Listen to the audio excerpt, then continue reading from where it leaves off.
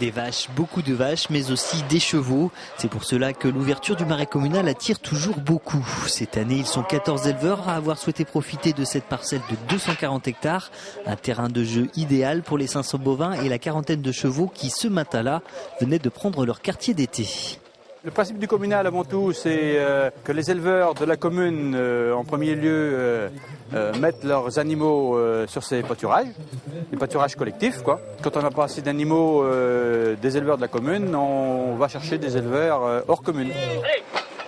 Et après de longs mois d'hiver passés à l'étable, les troupeaux apprécient le grand air et surtout les jeunes herbes à perte de vue. Mais avant les grands espaces et les verts pâturages, les bovins sont tout d'abord invités à passer entre les mains d'un vétérinaire. La dernière, c'est 51-34. Les animaux qui rentrent dans le communal du Poiret, d'abord, ont eu un certain nombre de prises de sang pour vérifier leur état sanitaire par rapport à certaines maladies qui sont réglementées.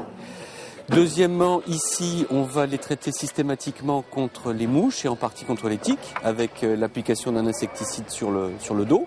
Dernière chose, on va traiter les plus jeunes par rapport aux parasites que l'on peut éventuellement retrouver dans la prairie.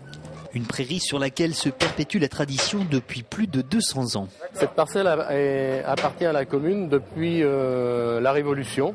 C'était une propriété royale et donc après la Révolution, tous ces marais communaux ont été rendus en quelque sorte aux communes. Et aujourd'hui, plus que du folklore, ce marais est un véritable atout pour la commune et ses éleveurs. Si on n'avait pas cette parcelle, si on ne pouvait pas mettre cette parcelle à la disposition des éleveurs, sans doute que les cheptels de nos éleveurs, des éleveurs de la commune et des éleveurs hors commune, seraient sans doute moins importantes puisqu'ils ne disposent pas d'une prairie naturelle. Ça permet de participer au maintien de l'économie, voire au développement de l'économie de l'élevage. Et dans le but de consolider ce patrimoine historique, le comité scientifique régional pour la protection de la nature a été sollicité afin de classer ce site comme réserve naturelle régionale.